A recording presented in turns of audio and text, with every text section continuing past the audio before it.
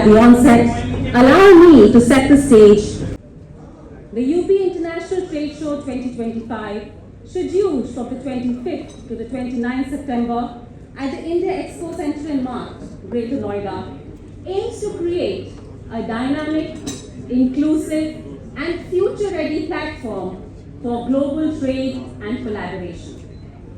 We are gathered here today to share the vision, the scale, and ambition of UPITS 2025, a platform designed to position Uttar Pradesh as a global sourcing hub.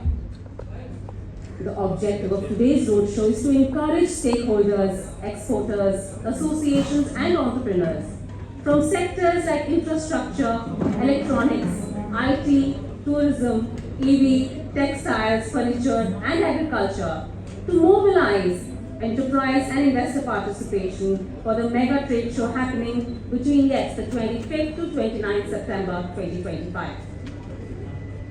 This year, we bring a unique three-dimensional buyer approach: international buyers, domestic B2B buyers, domestic B2C buyers, ensuring a curated experience for all. इस वर्ष UPITS 2025 एक नई three-dimensional approach के साथ आगे बढ़ रहा है, जिसमें अंतर्राष्ट्रीय खरीदार, राष्ट्रीय B2B खरीदार और राष्ट्रीय B2C खरीदार को टारगेट किया गया है.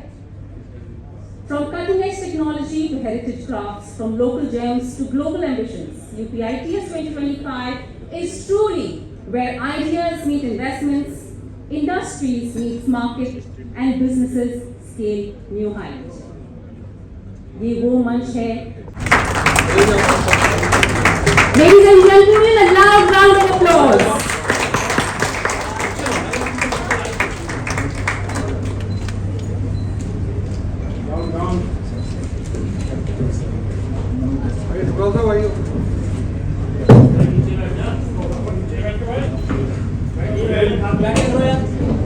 Media personality.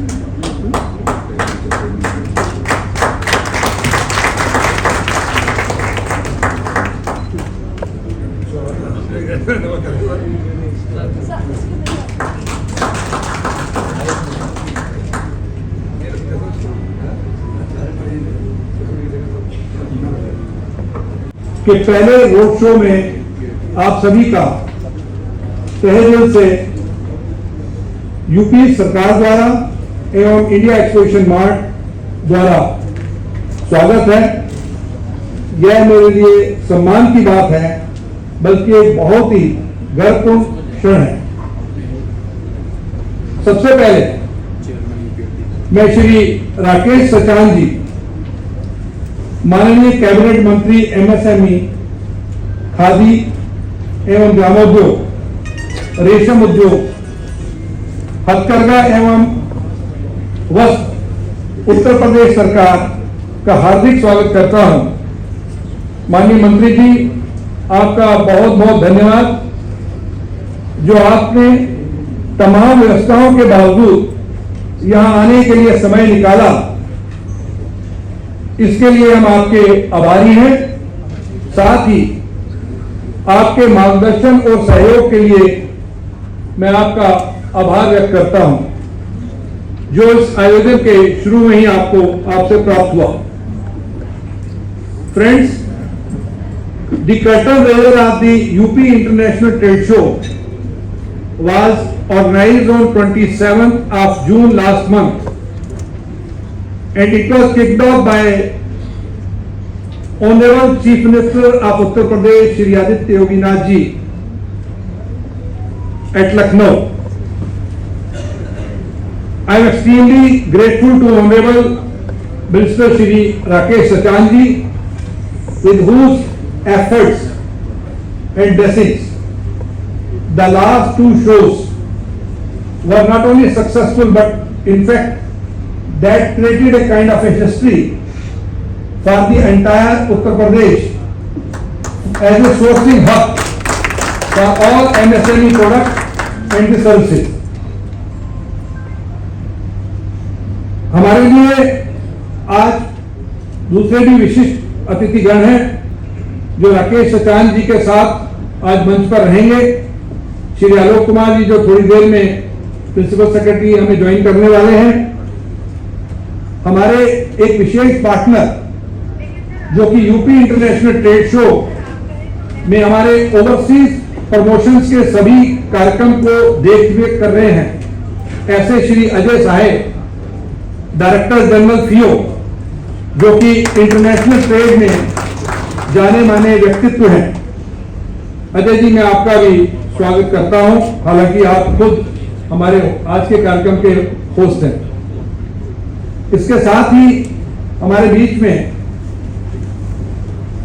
उत्तर प्रदेश की यमुना एक्सप्रेसवे अथॉरिटी के एडिशनल सीईओ श्री शैलेंद्र भाटिया जी आईएएस, जो आज अपना व्यस्त समय निकाल के हमारे बीच में आए हैं, वो उपस्थित हैं। शैलेंद्र जी ने अभी थोड़ी देर पहले आपसे कुछ गुफ्तगू की थी, तो आप वास्तव में हमारे साथ पूरी हैंडहोल्डिंग के साथ हमारे बीच में हैं। मैं आपका भी शैलेंद्र जी धन्यवाद करता हूं और आपका स्वागत करता हूं। इसके साथ ही यहां उपस्थित बहुत सी एक्सपोर्ट प्रमोशन काउंसिल्स के सीनियर अधिकारी, खासतौर पर export promotion council for handicraft के चेयरमैन श्री नीरज खन्ना जी, आपका स्वागत। हमारे यहाँ present Norway, Canada, Austria, Vietnam और दूसरी एम्बेसी से और हाई कमीशन से आए हुए diplomatic core. I also welcome the representative of the high commission and the embassies who are present here. Thank you very much for joining us today. आज का ये आयोजन, इसके अतिरिक्त हमारे यहाँ IML के बोर्ड ऑफ डायरेक्टर, HSTDOA के मेंबर्स, विभिन्न एसोसिएशन, फिक्की, CI और सभी एसोसिएशन से यहाँ पर आए हुए लोग, उन सबका भी मैं तहे दिल से आज के कार्यक्रम में स्वागत कर रहा हूं। आज का रोड शो कर्टन रेजर के बाद पहला रोड शो है और ऐसे रोड शो तमाम देश में जगह जगह आयोजित किए जा रहे हैं। इस रोड शो के माध्यम से हम एग्जीबिटर्स की रिक्वायरमेंट के लिए आपके सामने नहीं आए हैं, हम आपको विजिटर के तौर पर बुलावे के लिए आए हैं। एग्जीबिटर आपको उत्तर प्रदेश से मिलेगा, जो कि लगभग सभी सेक्टर से, लगभग 25 सेक्टर से, सर्विसेज और गुड्स दोनों में हमारे यहां उत्तर प्रदेश से 2500 से अधिक आपको ऐसे एग्जीबिटर मिलेंगे जो आपके लिए सोर्सिंग के लिए सबसे ज्यादा महत्वपूर्ण होंगे। तो आप मान के चलें कि कंप्लीट सोर्सिंग आपके द्वारा है और दिल्ली वासियों को उसका लाभ सबसे ज्यादा मिलने वाला है, क्योंकि सबसे अधिक अगर प्रॉब्लम किसी को आती है तो एक राइट सोर्सिंग की आती है।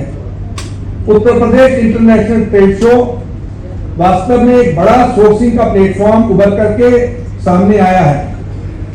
ये उत्तर प्रदेश ही एक ऐसा राज्य है जिसने हमेशा बहुत से विषयों में पहल की है। पिछले वर्षों में ODOP की पहल करने वाला भी उत्तर प्रदेश राज्य ही था, जो कि आज पूरे भारत में नहीं बल्कि पूरे विश्व में अपने कीर्तिमान स्थापित कर रहा है। ऐसे में इंटरनेशनल ट्रेड शो यानी वहां बनने वाली वस्तुओं को आप लोगों के बीच में मुहैया कराया जाए, चाहे वो B2B हो या वो B2C हो। और न केवल इतना, बल्कि ओवरसीज बायर्स भी इस शो के अंदर आने वाले हैं। There are going to be more than 600 overseas buyers from the different countries, and there is also a hosted buyer program for them, which I would like to convey through all the High Commission. More details you will get from Shri Ajay Sahib. At the outset, express my gratitude to Government of UP for entrusting few the task of organizing the bilateral meet during the UP International Trade Show. Let me also compliment the Government of UP for showing a spectacular result in the field of exports, despite the huge global headwinds. UP currently is the 5th ranking state, but has much more potential. The top 5 districts of UP, the Gautam Buddha Nagar, Ghaziabad, Kanpur, Moradabad and Aligarh put together account for over 70% of UP's exports. We have 70 districts which have the best of the products and services looking for the opportunity, and UPITS provide a wonderful opportunity for that. FIO as an organization is working with many state government, particularly the advanced approach government of Gujarat, Maharashtra, Karnataka, Tamil Nadu, but none of them are matching the scale at which the UP government is operating. The product which UP government has chosen are across the sectors and services, mainly agri and processed food sector, handicraft, handloom, apparel sector, leather and leather goods sector, toys, sports goods, electrical and electronics, automobile, auto component, EVs, pharmaceutical and medical diagnostic equipment, IT and IT enabled services, alternative system of medicine including homeopathic, Ayurvedic, Unani and Siddha plus yoga, and also new sectors like defense exports, the renewable energy sector and mining. I think the very canvas at which UP government is operating makes it very clear that they are looking into providing 360-degree support for the exports. It is not just the identification of product, they are looking into capacity building, providing institutional support, addressing infrastructure and logistics gap, and providing the ease of doing business to the industry. That's why I personally feel that when UP reaches the goal of 1 trillion economy, they will be contributing to around $100 billion of exports in the process. On all the countries looking into India's economic engagement with some of the partner countries, the focus of UPITS is more so on those countries. We are putting focus on US. We are expecting that US-India bilateral agreement may be announced tonight or latest before 9th of July. We have formed the FTA with UK, which we now expect that may be ratified by the UK Parliament in next 3 months' time. Earlier people were expecting to take it around 12 months' time. With the EU also we are going for the early harvest, and probably the early harvest may be culminated in next 3 months' time. We already have ACTA with Australia, and we are going for an FTA with New Zealand, and therefore Oceania is also on our radar. We are focusing more on the GCC's country. We already have CEPA with UAE, and we are signing one with Oman and maybe with the entire GCC country, and that's why they are also on our radar. We have also chosen the sectors which UP is playing a dominant role. Today UP account for roughly 40% of India's carpet exports. They account for 25% of leather and leather products exports, 17% plus of the handicraft exports, 12% or plus of the meat exports, and even 20% plus of India's electronic exports. And that's why we are chosen these sectors. We are inviting buyers for that, and I'm pretty sure this will provide huge opportunity. Our focus is not those who are already in exports. They are already doing well.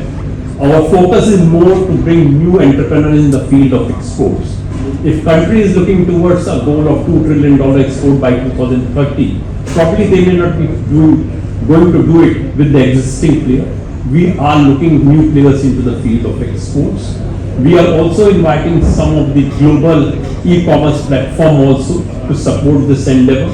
And I'm pretty sure that this will be huge opportunity for showcasing of Indian products and services.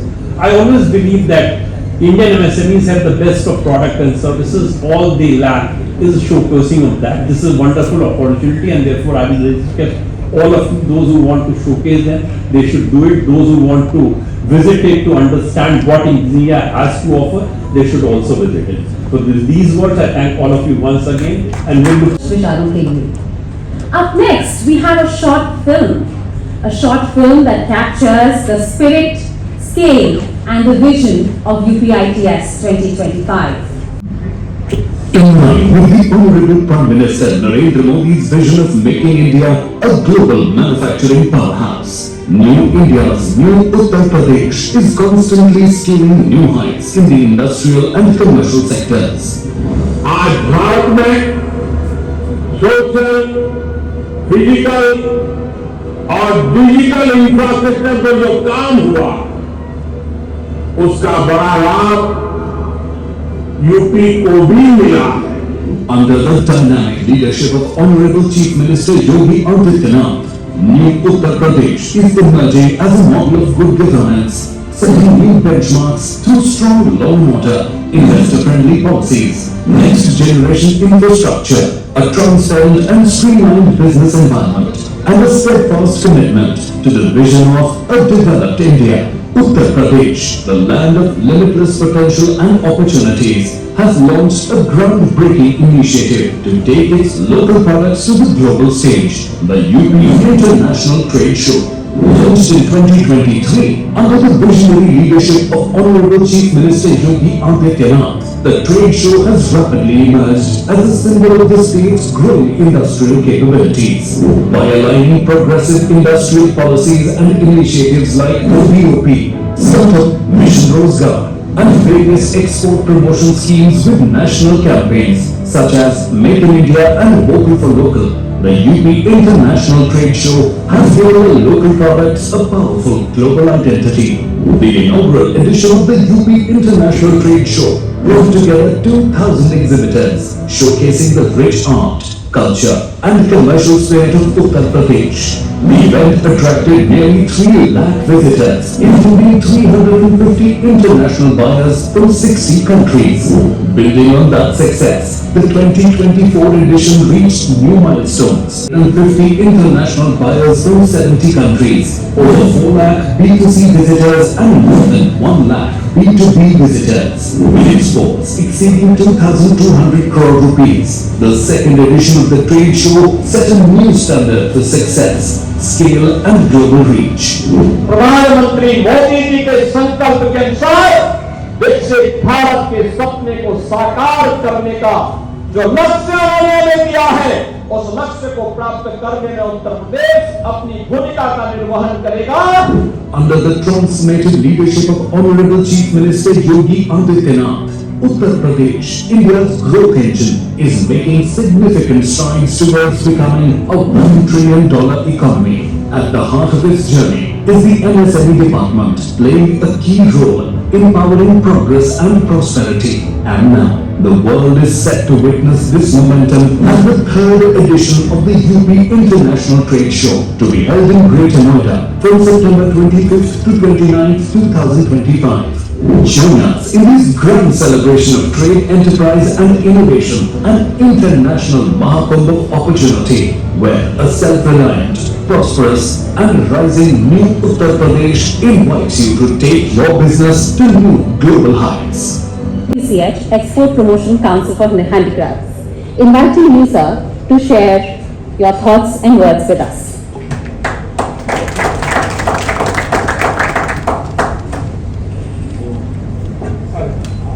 Good afternoon, everyone. All the dignitaries and on the dais, off the dais, respected Minister, Mantri ji has come all the way by keeping from his busy schedule to Delhi, and we Export Promotion Council की तरफ से मैं आपका हार्दिक स्वागत करता हूँ।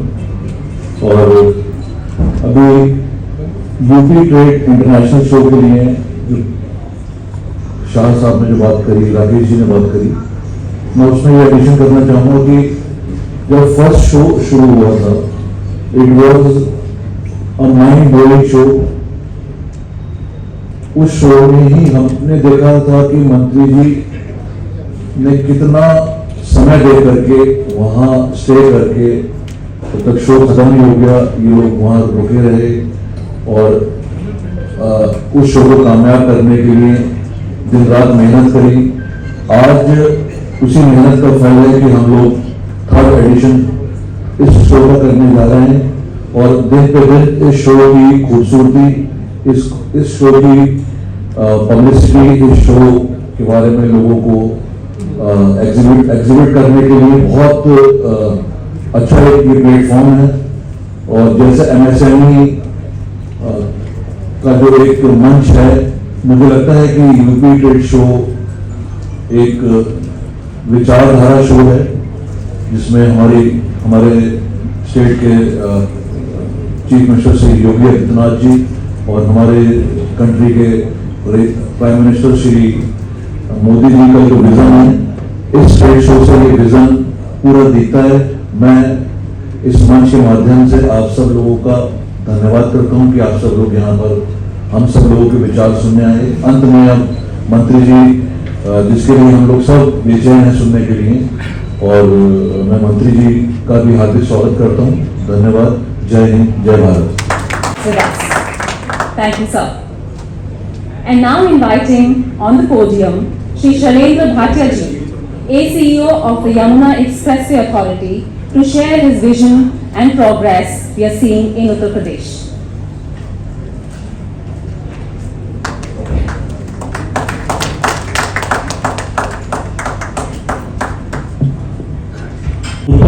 International trade show, इस Delhi road show के माननीय मुख्य अतिथि माननीय मंत्री जी, डायस पे बैठे हुए सभी डिग्नेटरीज, हमारे सामने बैठे हुए सभी उद्यमीगण, टकराल साहब, कई हमारे सामने पहचाने हुए चेहरे हैं, मैं उनका नाम लूंगा तो ज़्यादा हो जाएगा। मैं आपको इस रोड शो में पधारने के लिए धन्यवाद देता हूँ, स्वागत करता हूँ। सरकार जब 2018 में पहला इंटरनेशनल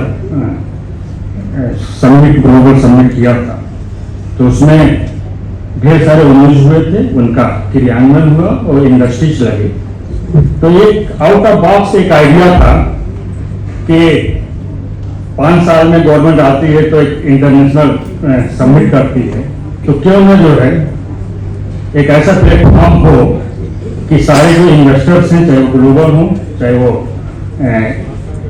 भारत के हों या स्टेट के हों, वो एक जगह साल में एक बार मिलें और फिर अपने उमूज करें, अपने व्यापार करें और इन्वेस्टमेंट की जो प्रक्रिया है निरंतर चलती है। ये बेसिक आइडिया था ये यूपी इंटरनेशनल ट्रेड शो का, जो निश्चित किया गया कि ये जो प्रॉक्सिमिटी है ग्रेटर नोएडा की दिल्ली के साथ जो एनसीआर है, तो स्ट्रेटेजिक लोकेशन माना गया कि जो एक्सपो मार्ट है वो एक बेहतर प्लेस है कि जिसमें हम हर साल सितंबर महीने में 25 तारीख से लेकर 29 तारीख के बीच में प्रत्येक साल एक यूपी इंटरनेशनल ट्रेड शो करेंगे, जिसमें सारे स्टेट के साथ साथ जो हमारे ग्लोबल पार्टनर्स हैं वो भी इसमें पार्टिसिपेट करके व्यापार की, उद्योग की बातें करेंगे और नए जो पॉलिसीज हैं, आपको जान के ये खुशी होगी कि उत्तर प्रदेश सरकार ने 25 से ज्यादा सेक्टोरल पॉलिसीज जारी की है और हर सेक्टोरल पॉलिसीज में अपने तरह के इंसेंटिव्स हैं। एक जनरल इंडस्ट्रियल पॉलिसी है 2022 की, और लैंड सब्सिडी से लेके कैपिटल सब्सिडी, आपके जो एम्प्लॉइज हैं उनको लेकर सब्सिडी, ये सारी चीजें इसमें हैं। इस इंटरनेशनल ट्रेड शो जो हो रहा है उसी के बगल में यमुना अथॉरिटी है, जहां पे जिसको मैं रिप्रेजेंट करता हूं, और यमुना अथॉरिटी ने जो इंडस्ट्री का डेवलपमेंट का आइडिया लगाया है वो क्लस्टर बेस्ड है। मैं अभी माननीय मंत्री जी के आने से पहले आपसे बात कर रहा था कि उत्तर प्रदेश का ये पहला इंडस्ट्रियल अथॉरिटी है कि जो क्लस्टर बेस्ड पे है। हमने एक टाइप की इंडस्ट्री को एक जगह रखा है। ठकुराल साहब को मैं बहुत धन्यवाद देता हूं कि आप नेता हैं। हमारे यहाँ एक अपैरल पार्क है और आप 80 से ज्यादा जो अपैरल के इंडस्ट्रिस्ट हैं उनको आवंटन हम लोगों ने किया है। अब वहां पे आने वाले दिनों में अपैरल से संबंधित कंप्लीट इंडस्ट्री एक जगह आपको मिलेगी। ऐसे ही हमारा मेडिकल डिवाइस पार्क है, ऐसे ही हमारा टॉय पार्क है, ऐसे ही जनरल एमएसएमई पार्क है। एक ओडीओपी के लिए हर जिले की एक विशेषता होती है, इंडस्ट्री होती है, उनको प्रेफरेंस देने के लिए अगर कोई सीतापुर में कुछ बनाता है तो वो अगर वहां का इंडस्ट्री चाहता है कि हमें ग्लोबल बिजनेस मिले तो हमने उसको इंडस्ट्री लगाने के लिए प्रेफरेंसेस दी हैं। हम आपको आमंत्रित करेंगे। आप सिद्धार्थ नगर का कालू नमक चावल अगर बना के यहाँ बेचना चाहते हैं, करना चाहते हैं, प्रोसेसिंग करना चाहते हैं तो हम आपको यहाँ पे लैंड देंगे। अगर आप कंप्लीट इकोसिस्टम को देखें कि एयरपोर्ट के साथ एडिशनल कनेक्टिविटी और उसके साथ ही जो है जो ग्रेटर नोएडा का अपना जो स्टेटस है उसके साथ यमुना का है। नोएडा बहुत अच्छा है, नो डाउट। नोएडा का जो लैंड अलॉटमेंट वगैरह सैचुरेट हो गया है। ग्रेटर नोएडा ऑलमोस्ट सैचुरेट है। अब जो मास्टर प्लान बना रहे हैं और उसमें जो वो PPZ में है, तो उसके दृष्टिगत हम लोग जो व्हाइट गुड्स इंडस्ट्री हैं, इलेक्ट्रॉनिक इंडस्ट्रीज हैं, उनको लेके वहाँ पे आ रहे हैं। आगरा हो गया, एक हेरिटेज सिटी बना रहे हैं, वहाँ पे इंडस्ट्री लेके आ रहे हैं। बाकी बिहारी जी के लिए एक हेरिटेज सिटी बना रहे हैं। उसके बाद टप्पल में, अलीगढ़ में एक लॉजिस्टिक हब बना रहे हैं। मैं उधर से चल रहा हूँ, आगरा और मथुरा अलीगढ़। और जब आप जेवर एयरपोर्ट आते हैं तो जेवर एयरपोर्ट के करीब चारों तरफ हमने इंडस्ट्रियल सेक्टर्स बनाए हैं। वहाँ पे हम रेजिडेंशियल नहीं रखे हैं और इस वजह से, क्योंकि जेवर एयरपोर्ट का जो क्रियान्वयन है कुछ महीनों में प्रारंभ होने वाला है, उसके प्रारंभ होते ही एक ह्यूज डिमांड हमारे पास अभी से आई हुई है। हम 13,000 एकड़ से ज़्यादा लैंड का एक्विजिशन कर रहे हैं और हमारे पास लॉजिस्टिक वेयर हाउस में बहुत सारी डिमांड्स आई हैं। उस सब एयरपोर्ट के करीब इंडस्ट्री लगाना चाहते हैं। मैंने आपसे जिक्र किया था कि उत्तर प्रदेश सरकार पूरे नॉर्दर्न स्टेट में पहला स्टेट है जिसको भारत सरकार ने EMC दिया है, इलेक्ट्रॉनिक मैन्युफैक्चरिंग क्लस्टर। और कल ही साइन हुआ है मेमोरेंडम ऑफ एग्रीमेंट, हमने गवर्नमेंट ऑफ इंडिया से साइन किया है। तो एक बहुत बड़ी उपलब्धि EMC के रूप में हमें प्राप्त हुई है। आने वाले दिनों में भारत की जितने भी इलेक्ट्रॉनिक मैन्युफैक्चरिंग कंपनी हैं, जो एंकर यूनिट्स हैं, बड़े बड़े यूनिट्स हैं जिसको आप सोचते हैं, वो वहाँ पे अपना उत्पादन करती हुई। सेमीकंडक्टर यूनिट लगाने के लिए फॉक्सकॉन को हमने 48 एकड़ लैंड का अलॉटमेंट हुआ है। गवर्नमेंट ऑफ इंडिया ने वो प्रोजेक्ट अप्रूव किया है। आसाम, गुजरात के बाद और तमिलनाडु के बाद ये एक स्टेट ऐसा है जो सेमीकंडक्टर चिप के मैन्युफैक्चरिंग के लिए जाना जाएगा। तो आपके पास उसी सेक्टर के बगल में एक इंटरनेशनल फिल्म सिटी। सरकार फिल्म सिटी नहीं बनाती, सरकार फिल्म सिटी नहीं बनाती। किसी भी राज्य में सरकार ने फिल्म सिटी नहीं बनाई। उत्तर प्रदेश सरकार पहली सरकार है कि जिन्होंने PPP मोड पे लैंड की इक्विटी स्टेट की है, यमुना की है, और वहाँ पे इंटरनेशनल फिल्म सिटी बना रहे हैं। हमने एक कंसेशन साइन किया है, ग्लोबल बिडिंग करी थी। एक बोनी कपूर जी की बेबी भूटानी कंपनी है, उसने हाईएस्ट बिड की थी, तो उनको हमने पोजीशन दे दिया, उनका मास्टर प्लान हमने अप्रूव कर दिया, उनका लैंड यूज प्लान अप्रूव कर दिया और उनको अपॉइंटमेंट डेट दे दी। तो अब वो कुछ ही महीनों में हो सकता है, इसी 1-2 महीने में फिल्म सिटी का कंस्ट्रक्शन वहाँ पे शुरू होगा। अब आप इमेजिन करिए, अपने दिमाग में एक फिगर बनाइए। एक फिल्म सिटी है, फॉक्सकॉन है, EMC है, 3000 जनरल इंडस्ट्री है और एक एशिया का सबसे बड़े एयरपोर्ट के रूप में जेवर है। प्रमुख सचिव MSME एंड इंडस्ट्री डिपार्टमेंट।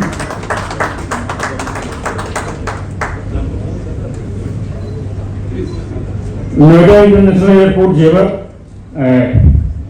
ये PPP मोड पे उत्तर प्रदेश सरकार की परियोजना है और ये ग्रीनफील्ड एयरपोर्ट है। और अभी जो हम इसको बना रहे हैं लगभग 3300 एकड़ में ये बन रहा है। इसमें प्रारंभ में 2 रनवे होंगे और 12 मिलियन पैसेंजर के लिए प्रारंभ में बन रहा है। प्रारंभ में 1 रनवे, 1 टर्मिनल से प्रारंभ होगा और डे 1 में जो ट्रैफिक कैपेसिटी है उसकी 5 मिलियन है, without the single spill over from the Delhi से एक भी अगर ट्रैफिक नहीं आएगा तब भी 5 मिलियन पैसेंजर की एक ट्रैफिक है वहाँ पे NCR की। दूसरा मैं बता दूं आपसे कि IGI का जो टोटल कार्गो का जो कैपेसिटी है वो 2 जनपदों से, गौतम बुद्ध नगर और गाजियाबाद से 51% है।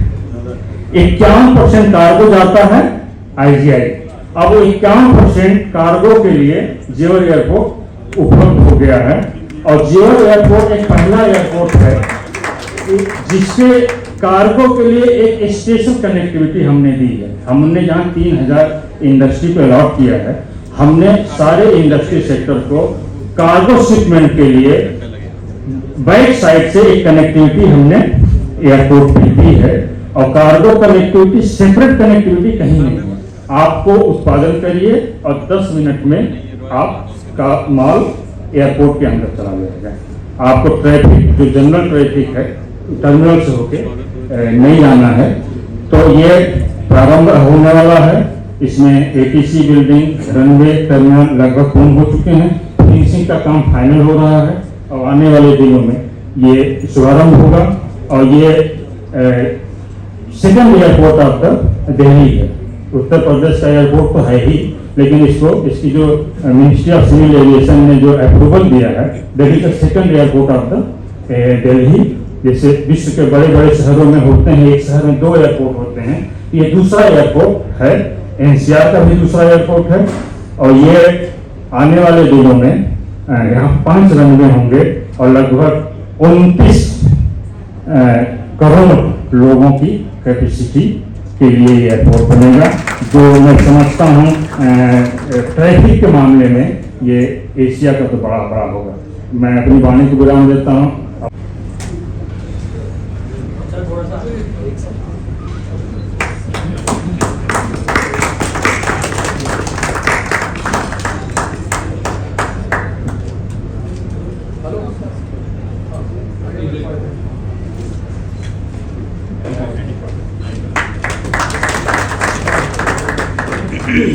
Thank you, sir. आज यूपी इंटरनेशनल ट्रेड शो के पहले रोड शो जो कि दिल्ली शहर में आयोजित किया गया है, उस कार्यक्रम के मुख्य अतिथि करते हुए हमारे सूक्ष्म लघु मध्यम उद्योग, खादी ग्रामोद्योग एवं वस्त्रोद्योग विभाग के मंत्री आदरणीय राकेश सचान जी,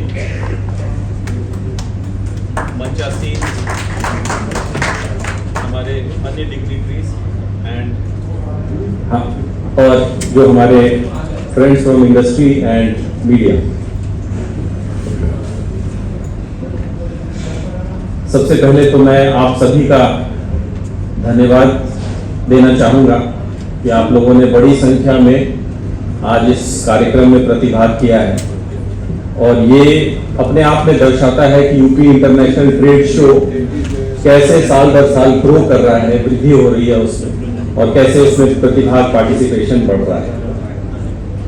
पिछली बार इसी हॉल में शायद हम लोगों ने ये रोड शो किया था। आई थिंक उस टाइम इस लेवल का पार्टिसिपेशन मुझे नहीं दिखा था जो आज देखने को मिल रहा है। तो सबसे पहले तो आप सभी लोगों का बहुत बहुत शुक्रिया कि आप लोग ने अपने व्यस्त समय में से निकाल करके इस कार्यक्रम में शिरकत किया। और ऑर्गेनाइजिंग टीम के बिहार पे राकेश जी और उनकी टीम का विशेष मैं आभार प्रकट करना चाहूँगा, क्योंकि मुझे लगता है, और उसमें कुछ हमारे शायद स्थानीय हमारे जो उद्योग विभाग के प्रतिनिधि हैं उनका भी कुछ योगदान रहा होगा। तो उन सभी को मैं अपनी तरफ से बधाई देना चाहता हूँ।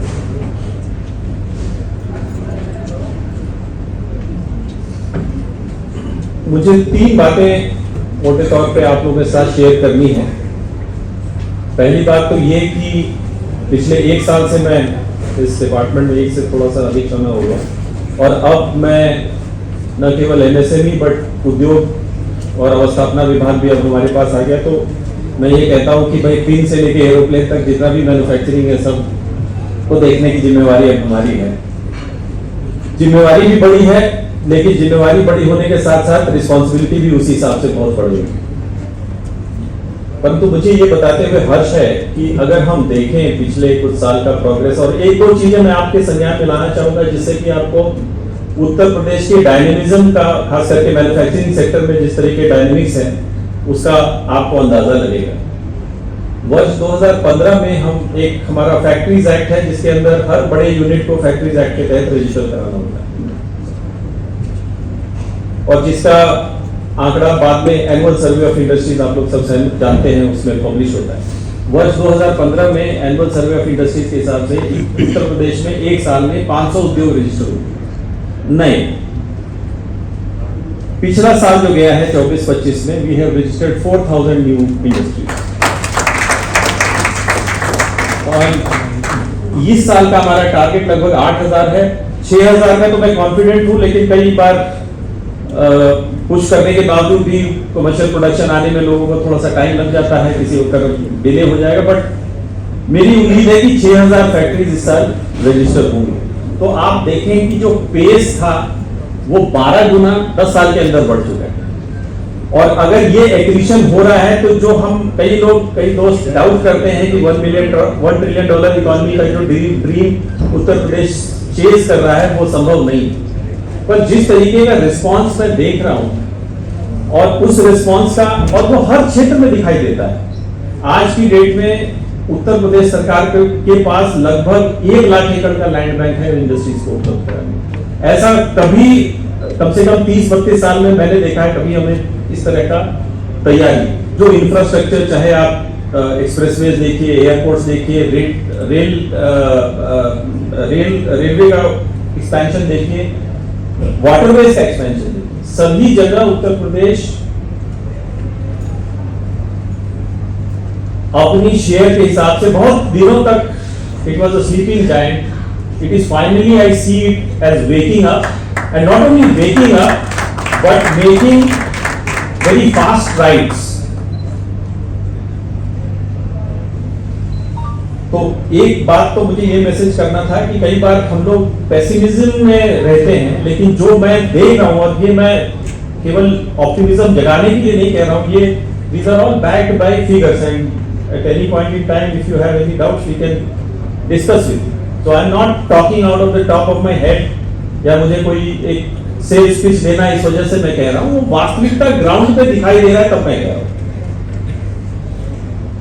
दूसरी बात जो मुझे कहना है कि अगर हमें और तेजी से ग्रो करना, अगर आप देखें किसी भी विश्व का इतिहास आप देख लें, कोई भी नेशन या कोई भी राज्य तभी तेजी से बढ़ता है जब हम एक्सटर्नल मार्केट से कनेक्ट होते हैं. No country in the world has grown in a short period of time without massively exporting, without taking recourse to exports. जो एक्सपोर्ट की हमारी डायनेमिज्म है वो मैं देखता हूं कि 2017 में लगभग हमारा आई थिंक 46-47 हजार करोड़ का एक्सपोर्ट होता था, और अब हम लोग 1,46,000 से 1,45,000 पिछले साल 2024-25 में जो लास्ट डेटा हमारे पास आया उसमें भी हमारा डायनेमिज्म है. बट अगर हम शेयर देखें, ओवरऑल इंडिया का शेयर देखें, तो we are only 5% share in the merchandise goods export. Of course हम लोग एक सेंस में लैंडलॉक्ड स्टेट हैं, बट लैंडलॉक्ड स्टेट होने के बावजूद हमारा जो शेयर है 20% के, अगर हम पॉपुलेशन के पॉइंट ऑफ व्यू से देखें तो कम से कम 20% तो हमें 20-22% हमें एस्पायर करना चाहिए. तो 5% अभी लो है. तो इस 5% शेयर को कैसे हम एक्सपैंड करें? और अगर हम देखें तो जो आज यहां लोग बैठे हैं एमएसएमईज, वो हमारी अर्थव्यवस्था के रीढ़ हैं. Uttar Pradesh has the largest number of MSMEs among any state in the country. We have the largest number of people employed by MSMEs than any other state in the country. We have the largest share of exports, merchandise goods exports by MSMEs in any state in the country. तो हमारे पास बहुत लंबा बड़ा base है MSMEs का, इसलिए मैं कहता हूं कि you are the backbone of our economy. लेकिन उस बैकबोन को एक्सटर्नल मार्केट से कनेक्ट करने का अभी तक हम प्लेटफॉर्म नहीं उपलब्ध करा पाए. और यूपी इंटरनेशनल ट्रेड शो इसी कमी को दूर करने के लिए राज्य सरकार का प्रयास है, क्योंकि मुझे ऐसा लगता है कि एमएसएमई के ग्रोथ में जो 4%, 5%, 8% से हम संतुष्टि हमें नहीं मिली. हमें 15%, 16%, 17% के हिसाब से ग्रो करना है, और उस ग्रोथ के लिए हमारे को एक्सटर्नल मार्केट्स को टैप करना बहुत जरूरी है. तो यूपी इंटरनेशनल ट्रेड शो एक माध्यम है, एक प्लेटफॉर्म है जो हमारे लिए, आप लोगों के लिए. ये तीसरा एडिशन है, धीरे धीरे इंस्टीट्यूशनलाइज हो रहा है, और पिछले साल मुझे बताया गया कि लगभग 4 लाख लोग 4 लाख फुटफॉल था उसमें, और लगभग 1.25 लाख से अधिक B2B मीटिंग्स थी, और 10,000 करोड़ के लीड्स जनरेट हुए, और 2,200 करोड़ रुपए के एक्सपोर्ट अपॉर्चुनिटीज हमारे MSMEs को और आर्टिजन्स को मिला। इस साल हम लोग उम्मीद कर रहे हैं कि इस नंबर को और हम बढ़ाएं, और उसको बढ़ाने के लिए हमारी आपसे आग्रह है, आपसे अनुरोध है कि आप लोग भी इस अपॉर्चुनिटी का लाभ उठाएं, क्योंकि इवेंचुअली आपके प्रोडक्ट को इंटरनेशनल मार्केट से कनेक्ट करने की जिम्मेवारी आप ही की है। हम एक प्लेटफॉर्म दे सकते हैं, उससे ज्यादा हम नहीं कर सकते, बिकॉज किस प्राइस पे, किस क्वालिटी पे, किस तरीके से आप डिलीवर करेंगे, ये आपके और आपके बायर के बीच में है। हमारा तो मैच मेकिंग का काम है, जैसे नाई का काम होता था या पंडित का काम होता था, पहले हमारा काम वही है कि भाई वर और वधू को सामने सामने बिठा दिया दोनों पक्षों को, फिर आप फैसला कर लो कि करना है या नहीं करना है। तो आप लोग इसमें आग्रह है कि पार्टिसिपेट करें। तीसरा और अंतिम मैसेज जो मुझे देना है वो ये देना है कि तो एक हमारी कमजोरी है MSME सेक्टर की, वो ये है कि स्केल नहीं हमारे पास। अगर हम एक्सपोर्ट करना चाहते हैं और लार्ज क्वांटिटीज में एक्सपोर्ट करना चाहते हैं, तो हमें स्केल के ऊपर ध्यान देना पड़ेगा, और उस स्केल को पाने के लिए सरकार औद्योगिक इंफ्रास्ट्रक्चर उपलब्ध करा रही है, और जो भी सहायता हमारी अलग अलग 23 या 24 सेक्टोरल पॉलिसीज अलग अलग तरह की हैं, और हम लोग प्रयास कर रहे हैं कि हम अपने उद्योगों को, अपने उद्यमियों को समर्थन दें, माइक्रो से लेके मेगा और सुपर मेगा तक। गवर्नमेंट अभी हम देख रहे हैं लेबर डिपार्टमेंट में रिफॉर्म्स हो रहे हैं। कल ही आपने सुना होगा कैबिनेट में एक बहुत बड़ा फैसला उन्होंने लिया है लेबर डिपार्टमेंट के रिफॉर्म्स को लेकर के। इसी प्रकार से इलेक्ट्रिसिटी डिपार्टमेंट, फायर एनओसीज में कई समस्याएं आ रही हैं लोगों को। तो कल हमारे मॉडल बिल्डिंग बायलॉज आए हैं, जिसमें कि नॉन एग्रीकल्चरल लैंड पे भी इंडस्ट्री खोलने की परमिशन दे दी गई है। तो उद्योगों को एनेबल करने के लिए जितना ज्यादा से ज्यादा कंड्यूसिव एनवायरनमेंट हो सकता है, चाहे वो पॉलिसी के स्पेस में हो, इन्वेस्टमेंट सपोर्ट के स्पेस में हो, प्रमोशन के स्पेस में हो, मार्केट एक्सेस दिलाने का हो, क्रेडिट लिंकेज। अब आप को बताते हुए मुझे हर्ष है कि 2017-18 में लगभग 55 या 56 हजार करोड़ रुपए की क्रेडिट आउटस्टैंडिंग थी MSMEs के पास। और सभी मीडिया के बंधुओं और उपस्थित साथियों, उत्तर प्रदेश अंतर्राष्ट्रीय व्यापार उत्सव 2025 का तीसरे संस्करण की शुरुआत 27 तारीख को MSME डे में माननीय योगी आदित्यनाथ जी ने कर्टन रेजर का कार्यक्रम लोक भवन में हुआ था, और ये पहला रोड शो है जिसमें हमारे NCR के सभी उद्यमी साथी लोग यहाँ इकट्ठा हैं, जिनकी इंटरनेशनल ट्रेड शो में मुख्य भूमिका, मैं कह सकता हूँ मुख्य भूमिका जिनकी रहती है, वो सभी लोग यहाँ पर उपस्थित हैं। बहुत सारे हमारे उद्यमी संगठन के भी लोग हैं, एक्सपोर्टर भी हैं, उद्यमी भी हैं, और लगातार जब से हमें दायित्व मिला है हम देख रहे हैं कि लगातार इस कार्यक्रम में बढ़ चढ़ करके हिस्सा लेते हैं, भूमिका निभाते हैं। हमें याद है कि हम लोग 2 संस्करण जो हो चुके, पहले संस्करण की शुरुआती दौर पर, क्योंकि हम लोग खादी की प्रदर्शनी मंडल वाइज लगाते थे, लगातार ODOP MSME के लोग भी, जो अंतर्राष्ट्रीय व्यापार मेला हमारा होता है, इसी में लोग आते थे, भाग लेते थे। हमारा एक प्रदेश का स्टॉल लगता था। हमारे प्रमुख सचिव और मैं एक कार्यक्रम में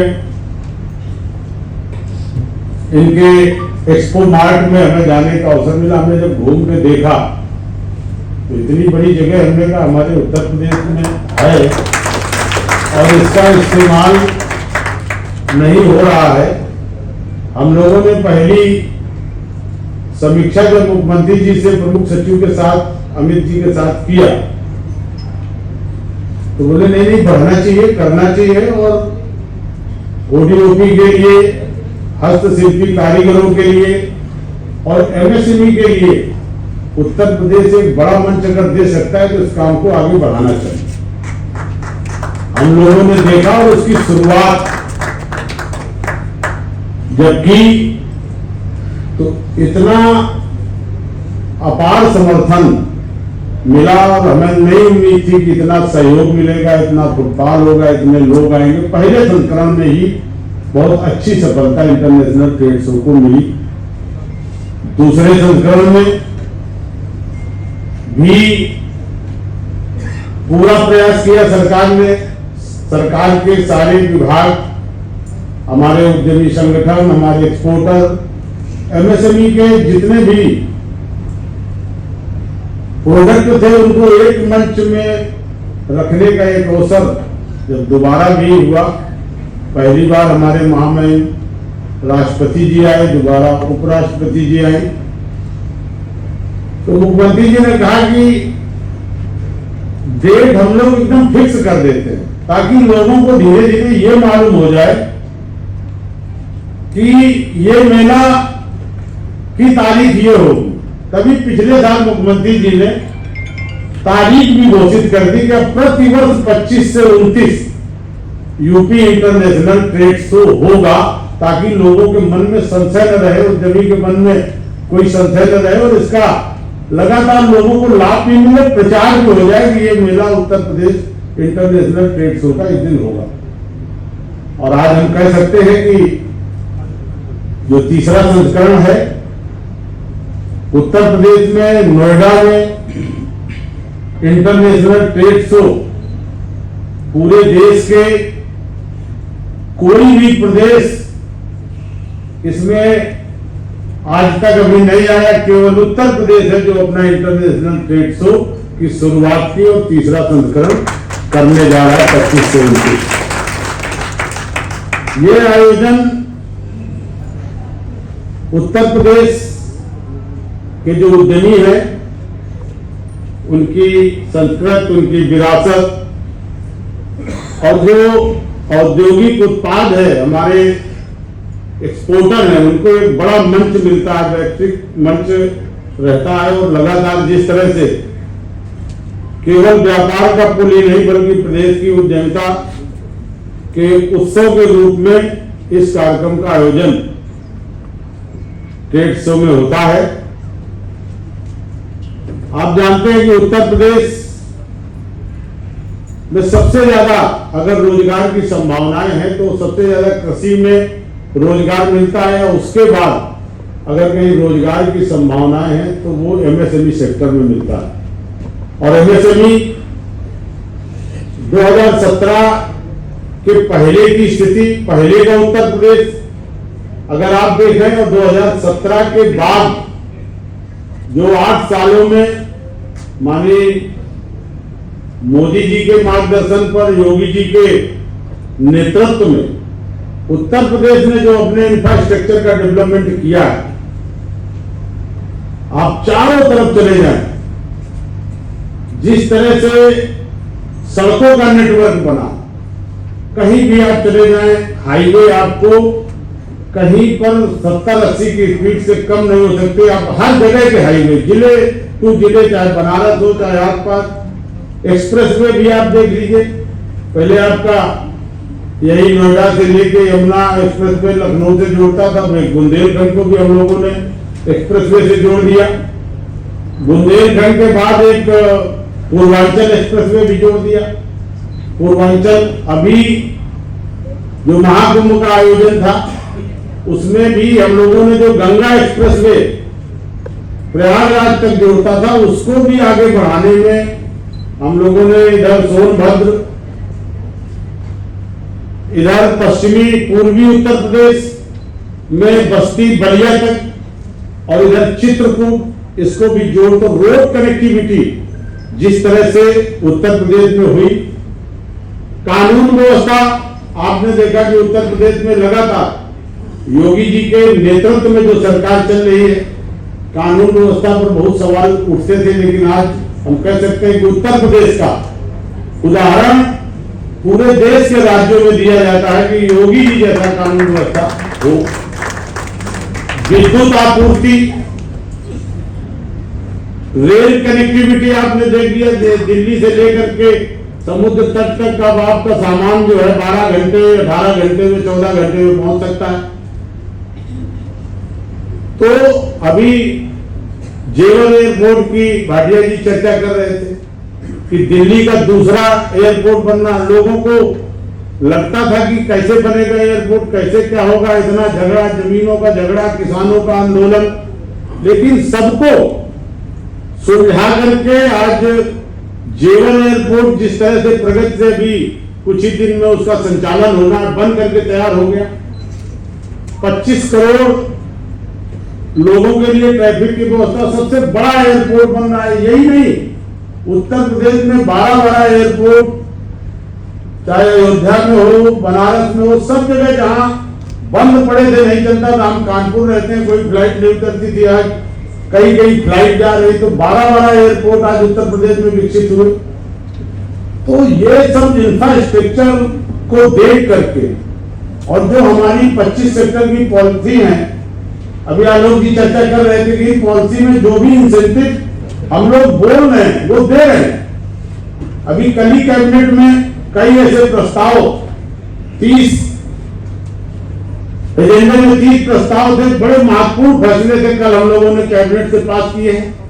तो लगातार जो मोदी जी का विजन है कि हमें देश की $5 ट्रिलियन इकोनॉमी बनाना, उसी में योगी जी ने भी जोड़ा है कि उत्तर प्रदेश की भी हमें जो इकोनॉमी है $1 ट्रिलियन बनानी है, वो बिना एमएसएमई को ताकत दिए, बिना एमएसएमई को ग्रोथ किए हम इसको आगे नहीं बढ़ा सकते। और जिस तरह से एक्सपोर्ट में भी आपने देखा कि 17 के पहले 86,000 करोड़ का डाटा आता था, आज हम लोग 1,86,000 करोड़ में पहुंच गए हैं। लगातार प्रोत्साहन दिया जा रहा है कि हमारे एमएसएमई, जिसमें सबसे ज्यादा अगर हिस्सेदारी है तो हमारे एमएसएमईज की है। 1 डिस्ट्रिक्ट 1 प्रोडक्ट, उत्तर प्रदेश ने जो परंपरागत हमारे जनपद के उत्पाद थे, इनको पहचान करके 75 जिलों के ओडीओपी को प्रमोट करने के लिए अपनी ताकत लगाई, और आज आप देख रहे हैं कि ओडीओपी का बड़ा हिस्सा एक्सपोर्ट में अपना सामान दे रहा है। और ओडीओपी में हम लोग ट्रेनिंग भी देते हैं, उनको मार्जिन मनी से तमाम उद्यमियों को हम लोग आगे बढ़ाते हैं। अभी तक तो 2 करोड़ तक का था, अधिकतम छूट हम 20 लाख दे रहे थे। अभी हम लोगों ने ओडीओपी को प्रमोट करने के लिए एक नई नीति बना रहे हैं, और उसको शीघ्र ही मुख्यमंत्री जी के सामने प्रेजेंटेशन करके हम लोग लगाएंगे। अब हम लोगों ने 20 लाख की जगह 50 लाख तक छूट देने की बात की, और 2 करोड़ को 5 करोड़ तक हम लोगों ने ले जाने की बात की। ये इसलिए कि हमारे जो उद्यमी है उसका ज्यादा से ज्यादा लाभ ले सके। आज देख रहे हैं कि आप ओडीओपी जो हमारे उत्तर प्रदेश की योजना थी, उत्तर प्रदेश में योगी आदित्यनाथ जी ने इस योजना को शुरू किया, माननीय प्रधानमंत्री जी ने पूरे देश की योजना ओडीओपी को बनाया, और पूरे देश में आज ओडीओपी धूम मचा है। पैकेजिंग की विषय पर मुख्यमंत्री जी चिंतित रहते हैं, उसको भी हम लोग आगे बढ़ाने का काम कर रहे हैं। तो इसी तरह से खादी हो, हथकरघा हो, वस्त्र उद्योग में भी हम लोगों ने पीएम मित्रा पार्क में अभी हरदोई और उन्नाव के बीच में 1000 एकड़ जगह, अभी ठगराज जी गए थे, बड़ा कार्यक्रम हम लोगों ने मार्च में किया था, और उसमें 250 करोड़ रुपए के इंसेंटिव के चेक हम लोगों ने बांटे थे। पहली बार वहां उद्यमी कह रहे थे कि हमें चेक पहली बार मिला, इसके पहले घोषणा होती थी लेकिन ये कभी मिलता नहीं था। और लोगों ने ये कहा कि भाई आप ये पार्क में हमें कब्जा कब दोगे, जगह कब दोगे, इतना लोग उत्सुक है।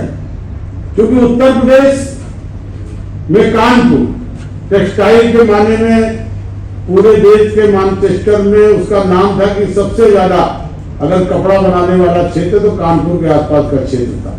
धीरे धीरे समय बदला, पुरानी इंडस्ट्री बंद हुई और ये लोगों को लगा कि नहीं, हम गारमेंट में, टेक्सटाइल में, अभी तो नोएडा का नाम लेते हैं हम लोग, नोएडा के बाद हम लोग कानपुर का वो खोया हुआ सम्मान फिर लाए, ताकि कानपुर में जो तमाम सारी इकाइयां थी, अब वो हरदोई और उन्नाव और कानपुर की दूरी पर एक्सप्रेसवे पर भी वो पार्क 1000 एकड़ का हम लोग बना रहे हैं। वहीं पर एक सुझाव आया हमारे विधानसभा में, 3000 एकड़ जगह पड़ी है कि वहां पर एनटीपीसी एक अपनी कारखाना लगाना चाहता था, उसको जगह हम लोगों ने दी थी। बहुत सारे टेक्सटाइल के साथी वहां पर बैठे, मुख्यमंत्री जी से चर्चा हुई। तमाम साथियों ने कहा कि जितने भी टेक्सटाइल क्षेत्र से जुड़े लोग हैं, वो जितनी भी मशीनरी है सब बाहर से मंगाते हैं। सब अगर उत्तर प्रदेश में कोई इस तरह का मैन्युफैक्चरिंग पार्क बन जाए, अगर जगह हो, हम लोगों के पास लोग वहां गए, चर्चा हुई, जिनके पास जगह थी वो भी उद्यमी थे, चर्चा हुई और चर्चा को आज इस प्रगति पर आगे बढ़ गई है कि वहां पर 700 एकड़ और जो उनके पास 1000 एकड़ है, 1700 एकड़ पर इस तरह के पार्क बनाने की भी एक योजना मुख्यमंत्री जी के दिमाग में है कि जो 60 से 70 हजार करोड़ की मशीनें हम लोग आयात करते हैं, बाहर से मंगाते हैं, उनको कम से कम उत्तर प्रदेश में ही मैन्युफैक्चरिंग पार्क बन जाए तो एक बड़ा काम ये होगा। तो इस तरह से लगातार मुख्यमंत्री जी का विजन है कि उत्तर प्रदेश देश के सबसे बड़ा राज्य है। उत्तर प्रदेश में श्रम भी है और बाजार भी है, 25 करोड़ की आबादी वाला प्रदेश है। और उत्तर प्रदेश में जिस तरह से आज काशी का, अयोध्या का और अभी एक बहुत बड़ा आयोजन महाकुंभ का हुआ, इससे पर्यटन की दृष्टि में भी उत्तर प्रदेश पूरे देश में सबसे अग्रणी भूमिका निभा रहा है। इतना ट्रैफिक कभी नहीं गया जितना उत्तर प्रदेश में अब जा रहा। और जब उत्तर प्रदेश में लोग जाएंगे, पूरे देश दुनिया से लोग आएंगे, तो हमारे ओडीओपी के उत्पादक हैं, हस्तशिल्पी के कारीगर हैं, जो छोटे छोटे उत्पादक हैं, जिस जनपद में जाते हैं तो लोगों के मन में रहता है कि हम इस जनपद में आए तो कुछ खरीदारी भी करेंगे। तो निश्चित तौर पर हमारे जो उद्यमी हैं उनकी बिक्री भी अच्छी होती है और हो भी रही है, और एक पर्यटन के हब के रूप में विकसित करने की भी योजना सरकार बना रही है और इस पर सरकार काफी आगे भी बढ़ चुकी है। आज मैं विश्वकर्मा सम्मान योजना, जो हमारे 75,000 लोगों को हम लोग ट्रेनिंग दे करके, टूल किट दे करके, और उस योजना को भी प्रधानमंत्री जी ने पीएम विश्वकर्मा योजना से पूरे प्रदेश में इस योजना को बनाया। तो निश्चित तौर पर इन दोनों योजनाएं आज हमारे देश की योजनाएं बनी है। और इन आज मैं ये कह सकता हूं कि जो एक्सपो मार्ट का ये 25 से 29 कार्यक्रम है, ये व्यापार मेला एक अच्छा मंच है जहां पर परंपरा, तकनीक और शिल्प नवाचार से जुड़े उद्यमी मिलकर साझा भविष्य का निर्माण कर सकते हैं।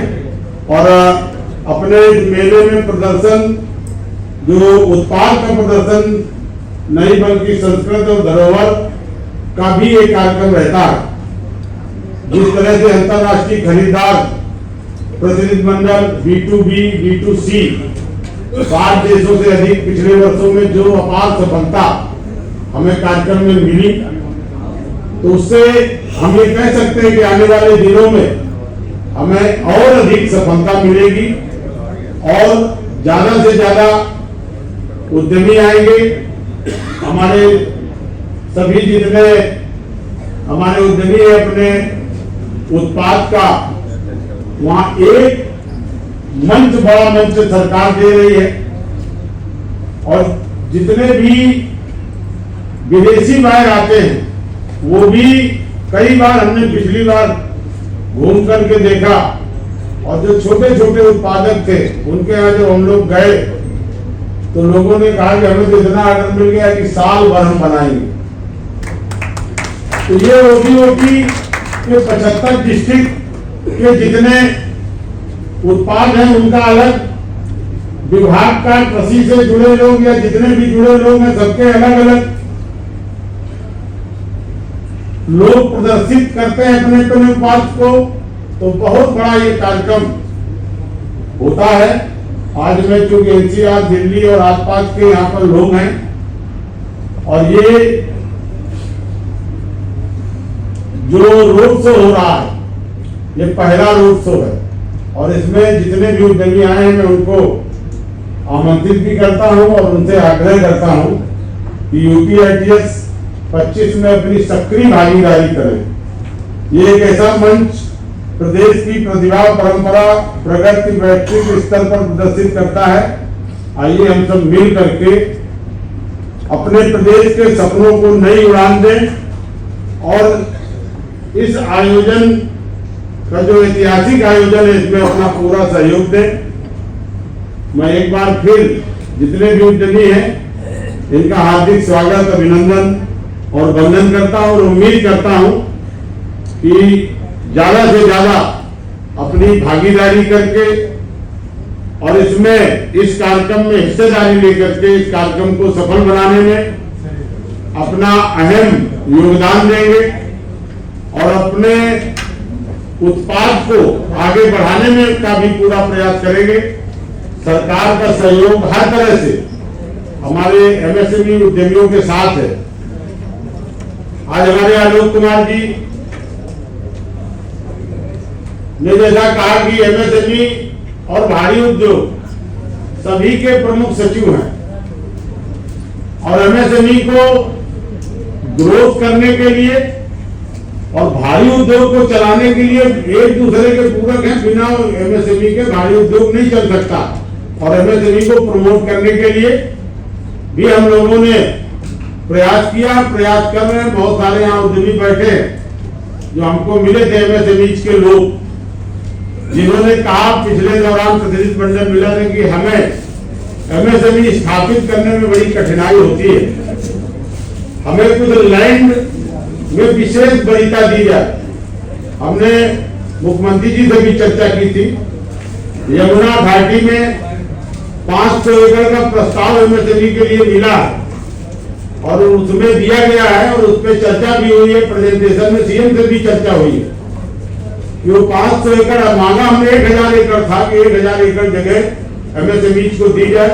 और चूंकि दिक्कत इसलिए नहीं है कि सब काम आलोक जी को ही करना है, इन्हीं को तय करना है, इन्हीं के यमुना, ग्रेटर नोएडा और नोएडा घाटी आपके पास है और एमएसएमई भी आपके पास है। तो आपको तो अब एमएसएमई को आगे बढ़ाने के लिए भी कम से कम जमीन जो चाहते हैं एमएसएमई, क्योंकि यहाँ जो अब जमीन के आवंटन की प्रक्रिया जो बदली हुई है, जो बोली से हो रही है, उसमें सब इन्वेस्टर को जो इंडस्ट्री लगाने वाला कम पैसा खर्च करके उसको जमीन नहीं मिल पा रही है, तो ऐसे लोगों को प्रोत्साहन देने के लिए मुख्यमंत्री जी की नजर में है कि कम से कम यमुना में हम कहीं न कहीं ऐसी इंडस्ट्री को प्रमोट करें ताकि एमएसएमई हमारे इस क्षेत्र में भी लग करके उनको लाभ मिले।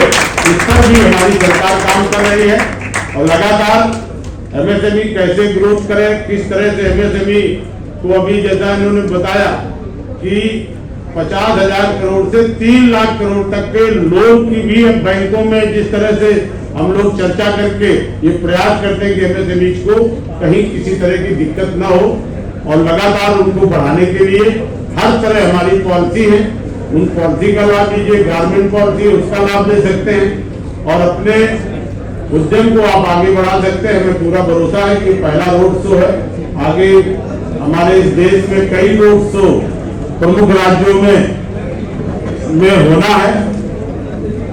अहमदाबाद में भी है, चेन्नई में भी है, मुंबई में भी है और बेंगलोर में भी है। तो हर जगह प्रमुख राज्यों में हम लोग उद्यमियों को मिलकर के आमंत्रण करेंगे, आपको भी और आपके भी जो सहयोगी साथी हो आप भी उनको न्योता दीजिए ये इंटरनेशनल ट्रेड शो अगर किसी स्टेट ने शुरू किया है तो सब मिलजुल करके इसमें सहयोग करके इस कार्यक्रम को आगे बढ़ाने की जरूरत है। इन्हीं शब्दों के साथ आप सभी का हार्दिक स्वागत, अभिनंदन, वंदन करते हुए जितने भी हमारे इस कार्यक्रम में लोग आए हैं सभी का स्वागत करते हुए अपनी बात समाप्त करता हूँ। धन्यवाद।